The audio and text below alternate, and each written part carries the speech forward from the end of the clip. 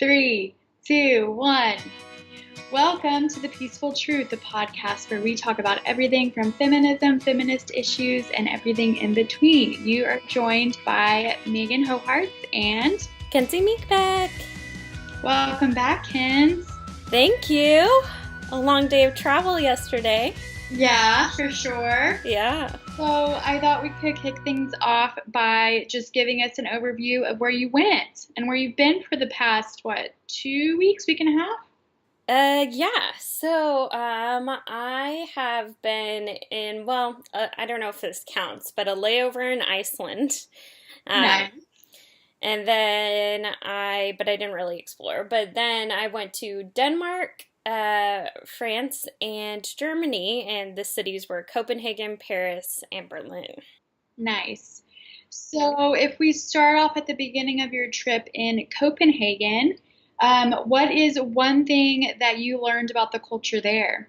Oh, good question. Okay, so Copenhagen was just one night. And so I didn't get a very much of a good taste, but I learned that one, they are very, very sweet people. They are very nice. And they they pretty much have their shit together just from what it looks like. They have like a happy culture, and it's true. Like everything is clean, and everyone looked very happy and healthy, and everyone was very positive.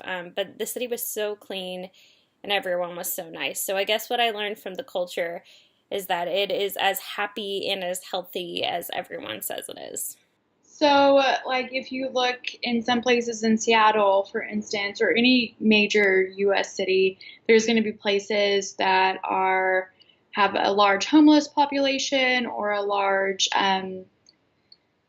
people on using drugs on the streets and pollution and trash and all of that stuff. So are you saying that the place that you visited in Copenhagen, that was not necessarily the case? It's like a clean Seattle.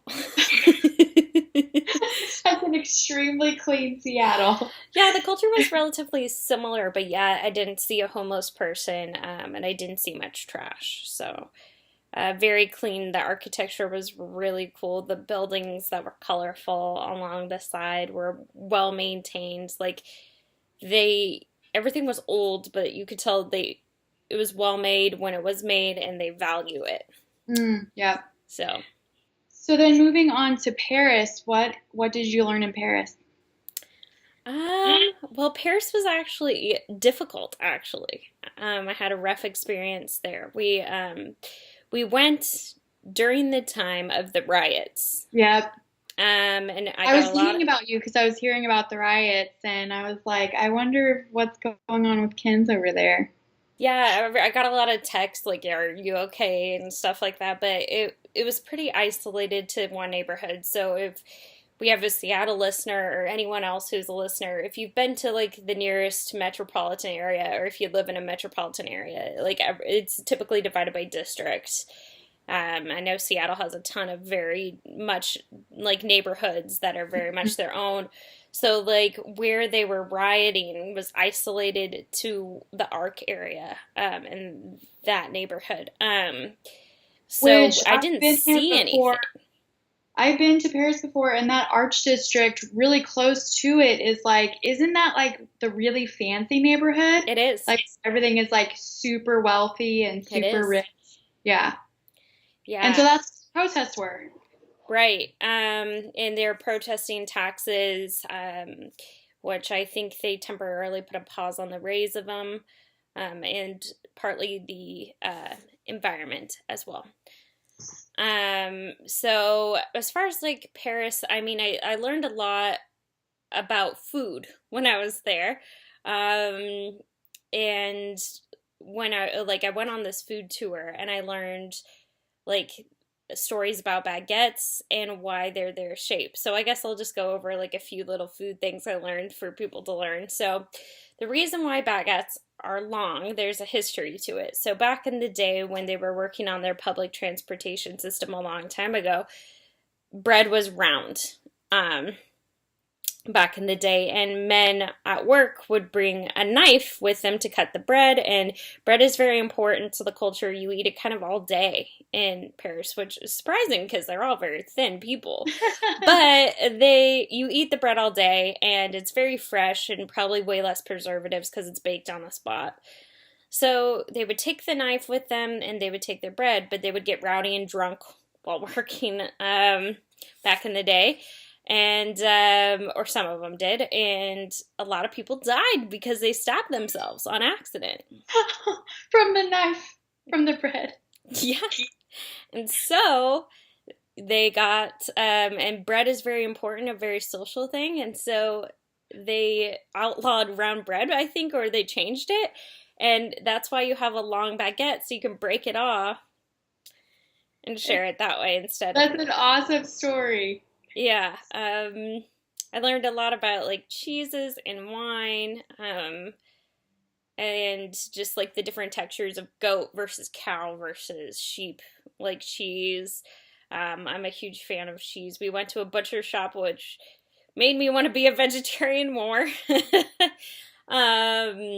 And it was really cool. We also went to a chocolate shop, and hopefully my family doesn't listen before this, but I got them this as their stocking stuffer this year. We went to this really fancy chocolate place, and like Parisians, I guess there's this, or maybe just it's France in general, there's like this competition of people who have their trade, and it's like every 5 years people compete in this competition, and it's a 5 year long competition to be the best in their trade. And you get this one award, and I don't remember it, and I hope I'm doing it justice, but you get this one award, and once you win it, you win that title for your whole life. We got chocolate from this guy who has that title from being like the best chocolatier. Was it good chocolate? Did you think it was extremely... It was so good. So I brought like a baggie for my family to have in their stockings. So... And going back to Copenhagen, I think, well, when I was in Paris, it wasn't clean. No, Paris was not clean, unfortunately. It wasn't clean, but the buildings were beautiful. We had an issue, and they're having an epidemic right now. We had a bed bug outbreak in our hotel, and we went to several different rooms within 2 sister hotels, and they all had bed bugs. And so we lost out on a lot of sleep in Paris, and Paris was probably the hardest part. Because they weren't very polite, the people that we dealt with. And it was just pretty bad. So right now, like, I'm spending the whole day hardcore cleaning my clothes. Like, all my stuff is in bags, and I'm slowly, like, cleaning each item. So you just looked down whenever you lifted the sheets back, and there was just, like, full of bed bugs? Well, I like lifted up back my like sheet, and I saw like this one little bug that was tiny, and in my head I didn't want to freak out my friend. I went with my girlfriend on this trip, and I didn't want to freak her out, and we were like sharing a queen bed the whole time, and I was just like trying not to freak her out, and I go, hey, I think I see a bug right there, and I kind of in the back of my head I was like, I hope this isn't a bed bug. And then I saw blood on the pillow, which is a sign because they suck your blood. Like a mosquito. Oh, God. I saw blood on the pillow, and I was like, and then she rolled over, and there were definitely beetles. And we had like a few marks on us and stuff. Oh, shoot. And so then did you like Google it and see that it was like this huge problem that was happening there? Yeah, it's a big problem. Which like, I feel bad like for the hotel, but they knew it was an issue and lied to us several times until we got to the bottom of it. So it wasn't a good hotel, and it wasn't a good experience. By far my worst customer experience I've ever had. Dang. Yeah. So then you went on to Berlin. So what did you learn? Berlin was my favorite. Berlin is so unique and so cool. It's cool to see a city that was like went through some of the darkest times, have some of the darkest history, with not only the Holocaust, but then the Berlin Wall and like the murdering of, and I hope this is proper language, but what I saw on the signage, they called them gypsies. So I don't know if that's like a derogatory term, but who they called gypsies were murdered. And so we went to several monuments and several places. We went to the Berlin like gate that was the gate of the original Berlin Wall. And they had a menorah and a Christmas tree side by side, which was really beautiful to see. And you could tell they like made a huge effort, and it's actually very diverse now. Like it's one of the more diverse cities I saw out of all of them. And they have a great transportation system. They're very into electronic music and clubbing, though, from what I learned. We didn't end up going, but like apparently, like bars are like, because we were so tired, they don't. The clubs don't open till 10 and they're open every day. Don't open till 10 and they stay open until 10 the next day, some of them. And I don't know how people get work done if that's the culture they're into. I'm sure not all Germans do that, but it's intense. And the clubs have the craziest themes and the craziest names. But Alexanderplatz was cool. We went to the Christmas market and we got a real taste of like the food there. Um, and the architecture was really unique. I walked into like one restaurant and it was so funny because it had this LED screen that surrounded like the whole wall, and it was like a very cheap lunch but the coolest like interior ever. And then they had a DJ that was playing very calm electronic music, but the wall was like synced with what he was doing, and I was like, are we just I like never felt partying that. in the middle of the day? um that was cool. And then we went to a nude spa, Oh, nice. which actually I think you would have appreciated, Meg, because it was actually super liberating and really a cool experience because it was like five different saunas, which with different herbs in each one, like the scents. There was one even with like Epsom salts, like the Himalayan salt along the wall, and then there was like five different pools. And when you lean back in the pools, there's music you can hear. That's cool. Yeah, and there was also a bar so you could drink the whole time, and like we spent the whole day there and I got a massage there, and it was actually kind of like meditating because I went into like one of the pools and I like leaned back, and for like I don't even know how long I was there. I like meditated, which I haven't like fully like gone through, but like the amount of peace and like it's kind of one of those baths, those soothing baths that people talk about that you can go into. But it was insane, and it was a really cool experience. And it's just like seeing, even though it's seeing strangers like naked, it's like actually a really cool experience because you're like, this is how bodies are, this is what I've got, and no one was judging anyone. So Yeah. it was really cool. Good. I'm glad you had a good experience there. And it sounds like you guys needed that after Paris. Yeah. A little relaxation. Yeah, Paris was a little stressful. um so yeah, and then Berlin, yeah, Berlin was cool.